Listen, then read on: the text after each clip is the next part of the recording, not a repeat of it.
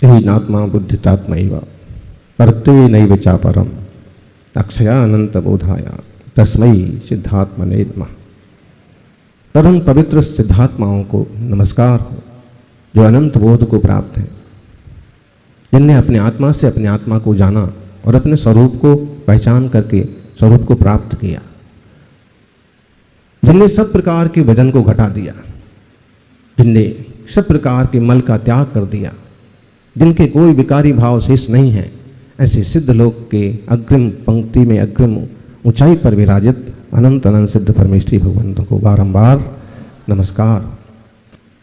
सौभाग्यशालियों, अगर वचन बढ़ जाए तो क्या करना चाहिए?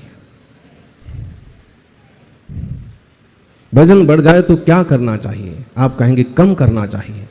और आजकल तो इसके बहुत विज्ञापन छपते हैं और वजन घटाने की दवाइयाँ भी खूब बिकती हैं। बेचने वाला भी खुश, खरीदने वाला भी खुश, वजन अपनी जगह जैसा का तैसा।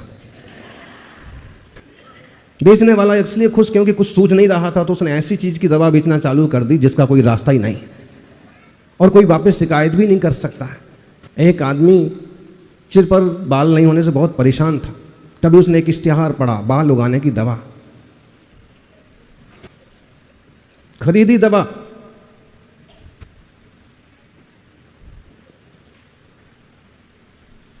दवा लगाना चालू किया, लेकिन आने की बजाय कुछ चीजें ऐसी होती कि वो शिकायत भी नहीं कर सकता किसी से। वजन बढ़ गया है तो क्या करना चाहिए? घटाना चाहिए। बोले तन का वजन बढ़ गया है तो व्यायाम करिए, व्यायाम से योग आसन से वजन घट जाएगा। धन का वजन बढ़ गया है तो दान करिए, दान करेंगे तो वजन घट हो जाए। लोगों का उपकार हो गया, किसी के लिए कोई कमी थी, कोई गमी थी और आपने सहयोग कर दिया तो उसके लिए संतोष हो गया।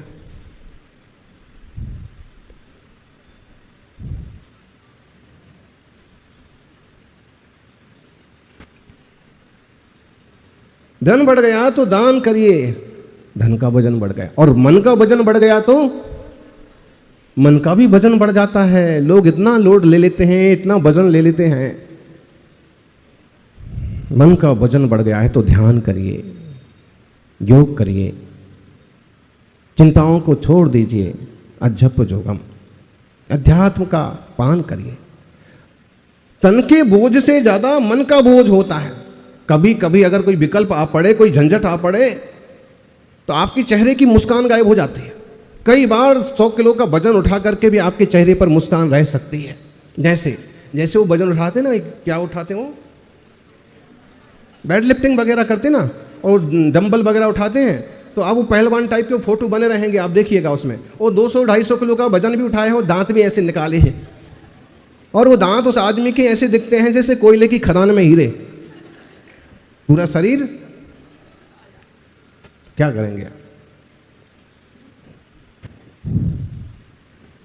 मतलब है कि अगर मन से बोझ उठाया है तो वो बोझ उठा करके भी खुश दिख सकता है, खुशी दिखा सकता है। लेकिन अगर मन पर बोझ है तो आदमी की सबसे पहली मुस्कुराहट गायब होती है। अगर आपकी मुस्कुराहट गायब है, इसका मतलब है कि आपके मन पर किसी न किसी तरह का बोझ है। घर में कोई करने वाला था, वो नहीं रहा, ये भी एक तरह का दुख, एक तरह का बोझ है। बेटी बड़ी हो गई, रास्ता नहीं मिल रहा, रिश्ता नहीं मिल रहा, ये भी एक तरह का बोझ है। बेटी का विवाह तो कर दिया था लेकिन ऐसे योग बन गए कि वापस घर में आकर के ही उसको रहना पड़ रहा है, एक तरह का बोझ लगता। और ये बोझ ऐसे हो जाते हैं कि आप 100 किलो का वजन तो एक बार उठा लें, लेकिन इसके वजन से ऐसे दबे रहते हैं कि कई बार ज़्यादा चिंताएं हार्ट अटैक का भी कारण बन जाती हैं। लोड मत लो, होना जो है सो ही होना है। तुम्हारे ज़्यादा सोचने से, तुम्हारे ज़्यादा चिंतन करने से कुछ नहीं होना है। जितना करते बनता है करो, उस पर ज़्यादा दिमाग मत लगाओ। परसों घटना घटी,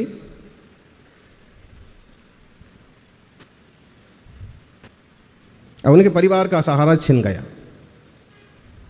अशोक जी आए, बोले महाराज जी दुनिया तो ऐसा ही चलती है और सरकारें भी अपने ढंग से ही चलती हैं, लेकिन आप जब तक मैं बैठा हूँ तो ना परिवार को चिंता करने की ज़रूरत है, ना किसी को चिंता करने।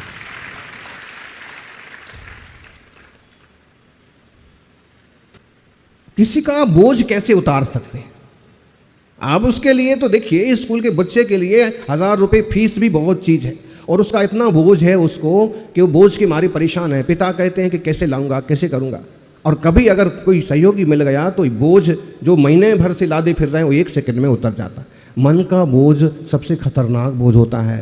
तन का बोझ तो सहन कर लो, नीचे पटक दो, मन का बोझ उतारना बहुत कठिन होता है। जिनवाणी सिखाती है मन का बोझ कैसे उतरे। जब सम्यक बोध होता है, आत्मस्वरूप का बोध होता है, तो मन का बोझ आप उतर जाता है। एक बात और है, जो चिंताओं से घिरे हुए हैं उन्हें अपन कहें कि छोड़ दो चिंता, इससे क्या होगा, और वो भी कहते हैं कि छोड़ना तो चाहता हूं लेकिन छूटती नहीं है। घूम घूम के वो बात आती दिमाग में, घूम घूम के कैसे होगा, कैसे होगा, कैसे चलेगा, कैसे जीवन, और वगैरह वगैरह। और ऐसे में कोई अगर आपको ध्यान योग का रास्ता मिल जाए, ऐसे में कोई धर्मात्मा का सहयोग मिल जाए, तो बोझ उतरने में देर नहीं लगती। यानी जैसे इसी भव के बोझ हो जाते हैं, आजीविका के बोझ हो जाते हैं, परिवार के बोझ हो जाते, चिंताओं के बोझ हो जाते हैं, ऐसे इस जीव ने जन्म जन्म से कर्मों के कितने सारे बोझ। सबसे बड़ा तो मोह का बोझ है, देह को आत्मा मानने का बोझ सबसे बड़ा है। सबसे बड़ी भूल तो यहां है। अगर एक घड़ा उल्टा रखा जाता है तो सारे के सारे घड़े उल्टे ही रखना पड़ते हैं, उल्टे ही रखे जाते हैं। ऐसे ही अगर जीव में मिथ्या भ्रम है, मिथ्या बुद्धि है, तो इसके आगे जो जो कुछ करता है वो सब मिथ्या मिथ्या ही होता है। चाहे वो धर्म ध्यान हो, चाहे वो दान हो, चाहे पूजा हो, चाहे तप हो, चाहे व्रत हो, जब मिथ्यात्व ही पड़ा है तो वो सब भी उल्टे ही उल्टे होते हैं। इसलिए सबसे पहले तत्व ज्ञान पूर्वक सम्यक दर्शन प्राप्त करना। समृद्ध बोध तपसाम पाषाणस्यैव गौरवम पुंसाम पूज्यम महामणेरिव तदेव सम्यक्त संयुक्तम। श्लोक है आचार्य गुणभद्र स्वामी के आत्मानुशासन का। इसमें बहुत छोटी सी बात कही उनने कि हे भाई, जो आपकी क्षमता है, जो आपके व्रत हैं, जो आपकी साधना है, जो आपका तप है, जो कुछ भी है, ये सब भारी पत्थर के समान है। तो महाव्रतों का पालन कर रहे हो, इतना ब्रह्मचर्य का पालन कर रहे हो, सब कुछ त्याग करके जमीन पर सो रहे हो, लेकिन जब तक सम्यक दर्शन नहीं है तब तक बोले ये सब पाषाण के समान भारी है। और जैसे ही स्वरूप का बोध हुआ, अमूर्त आत्म तत्व का निर्णय हुआ, परम शांति का अनुभव हुआ कि सब कुछ सरल होता है, सहज होता है, भव को पार करने में निमित्त बन जाता है। सौभाग्यशालियों, जिंदगी एक पेन की तरह है, इंक खत्म हो जाती है। जिंदगी एक पेन की तरह है, इंक कहीं ना कहीं खत्म हो जाती है। इंक खत्म होने के पहले अपनी कोई अच्छी सी कहानी लिख लो तो लेखनी सार्थक हो जाती है, स्याही भी सार्थक हो जाती है। कुछ धर्म ध्यान, कुछ भेद विज्ञान, कुछ तत्व निर्णय, इस भाव में आकर के अगर हमने निर्णय ना किया तो कब करेंगे।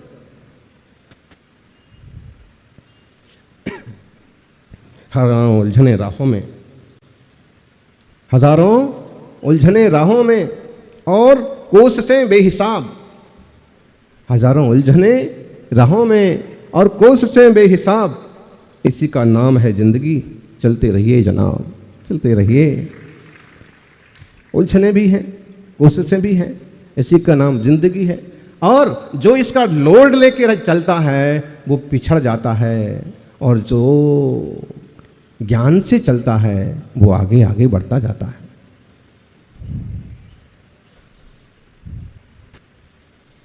जीवन में थोड़ा सा सीमेंट की तरह होना भी जरूरी है। कैसा होना जरूरी है? बंडर सीमेंट की तरह। मतलब सबको जोड़ने के लिए सॉफ्ट होना जरूरी है। सारी ईंटें जुड़ जाएंगी अगर सीमेंट सॉफ्ट होगी तो। सबको जोड़ने के लिए सॉफ्ट होना भी जरूरी है, और जुड़ जाने के बाद थोड़ा सा हार्ड होना भी जरूरी है। अगर जुड़ गए हैं और फिर भी ढीले ढीले रहेंगे तो ईंटें बिखर जाएंगी। जुड़ जाने के बाद हार्ड होना भी जरूरी है। चाहे परिवार हो, चाहे समाज हो, आपको कभी विनम्र भी बनना पड़ता है और कभी थोड़ा सा दबंग भी बनना पड़ता है। और एक विनम्रता और दबंगता के साथ साथ जब हम समझपूर्वक चलते हैं तो रास्ते खुलते जाते हैं, तरक्की होती जाती है।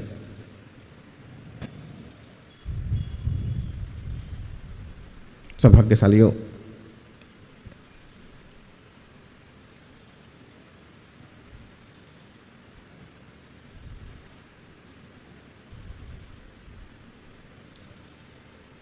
एक सज्जन कहने लगे, महाराज जी रोज आप बहिरात्मा, अंतरात्मा, परमात्मा की बात करते हैं,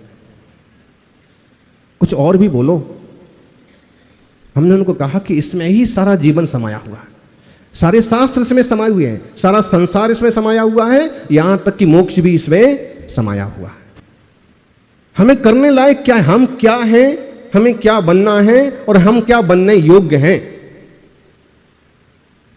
बहिरात्मा, बहिरात्म बुद्धि से बाहर निकलना जरूरी है। जहां देह और आत्मा को एक मान के बैठे हैं, दुनिया के सारे जंजाल में पूरी तरह से उलझे हुए हैं, वो बहिरात्म बुद्धि है, आत्मा से बाहर हैं। दो अलग अलग चीजें हैं, देह और आत्मा, और आप मान के बैठे हैं दोनों को एक, देह और आत्मा को एक मान के बैठे। आप सिर्फ अपना नाम जानते हैं, आप अपना गोत्र जानते हैं, आप अपना मोहल्ला जानते हैं, लेकिन वास्तव में आप कौन हैं और आपका एक्चुअल रियल प्लेस कौन सा है, इसका भी आप कहाँ निर्णय कर पाते। ये तो जिनवाणी सिखाती, गुरुवाणी सिखाती, बहिरात्मा मत बनो, अंतरात्मा बनो। जानो तो ज्ञानी जानो, और जान लिया कि ये आत्मा, ये मैं जानने वाला आत्मा और ये शरीर है, इंद्रियां हैं। कह रहे थे ना कल आचार्य पूज्यपाद कि भाई इंद्रियों के द्वारों से मैं बाह्य पदार्थों में उलझ गया और मैंने अपने ज्ञान स्वभाव की तरफ देखना भी बंद कर दिया, जबकि जानना मेरा स्वभाव है। देखो हम जो कुछ भी हिसाब किताब करेंगे, वो हिसाब किताब, वो चीज़ें यही रह जाएंगी। हिसाब किताब हमारा जो ज्ञान का हिसाब किताब है वो हमारे साथ जाएगा। कल हमने आपको कहा था, क्या उदाहरण दिया था, क्या उदाहरण दिया था? अरे भाई देखो, अपन जो कुछ सोचते हैं ना, जो कुछ बोलते हैं, लगभग वैसा हो जाता है। कल जब प्रवचन हो रहा था तो लगभग ऐसे ही मौसम था, बल्कि धूप थी, लेकिन अपन ने मंत्र बोला इंग्लिश वाला। अब हमको क्या पता कि संस्कृत के मंत्र ही काम करते, इंग्लिश के मंत्र भी काम करते। Rain rain come again, rain rain, हाँ, और पंडाल से निकलते ही रेन रेन कम अगेन। उसने कहा तुमने मुझे बुलाया, अब बैठो, करो 3 घंटे इंतजार।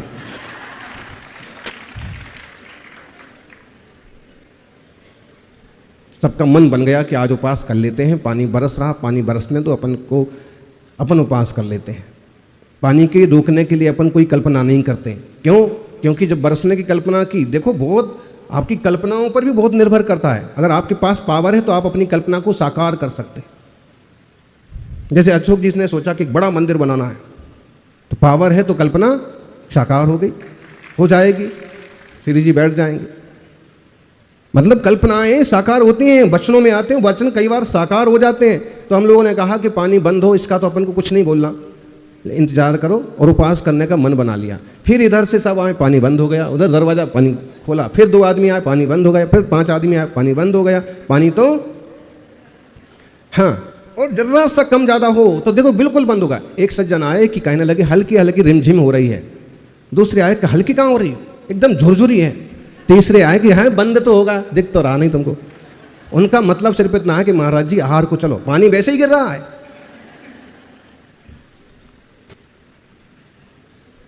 तो अपन जो कुछ सोचते हैं लगभग होता है। आप लोगों ने सोचा था चतुर्मास किशनगढ़ में हो, एक बीज कहीं डालते हैं ना, तो कहीं ना कहीं कैसे ना कैसे अगर पूरी शिद्दत से डाला है तो वो फलता है, कैसे भी योग बन जाएगा। एक बात, एक गांव में पानी नहीं बरसता था।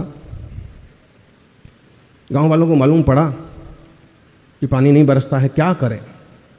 उन्हें मालूम पड़ा कि अमुक जगह एक फकीर हैं, एक बाबा जी हैं, सन्यासी हैं, और वो पानी बरसा देते हैं।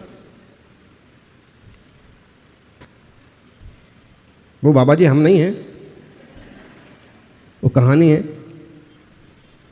लोगों बाबा जी के पास गए, कई युवाओं ने भी सुन रखा था। उन्होंने कहा कि देखिए हम लोग धर्म कर्म में ज़्यादा विश्वास तो नहीं करते, लेकिन पानी का सवाल है, फसलें सूख जाएंगी। बाबा जी से आग्रह किया कि आप हमारे गांव में पधारें और जैसे आप कोई विधि करते हैं वो आप करें। तो बाबा जी ने कहा कि ठीक है भाई, आप लोगों के आग्रह तो पधारेंगे। जैसे अक्सर कर जब बड़े विधान संपन्न होते हैं तो बरसात हो जाती है, मुनिराजों के चतुर्मास होते हैं तो सुभिक्ष हो जाता है, बरसात हो जाती है। जहाँ साधु संत पहुँचते वहाँ भी, तो वो बाबा जी को लाए और बाबा जी ने आसन मारा और जाप चालू किया, पाठ चालू किया। इतने जाप किए, इतनी माला फेरी फेरते गए। 1 दिन बीता, 2 दिन बीता, 3 दिन। गांव वालों को कहीं से कोई आशा नहीं दिखती, पानी बरसेगा कि नहीं बरसेगा। ऐसा तो नहीं कि फोकट में बाबा जी को लाए हैं, तो बाबा जी ने अपना भोजन कर लिया और अपना जाप कर रहे हैं।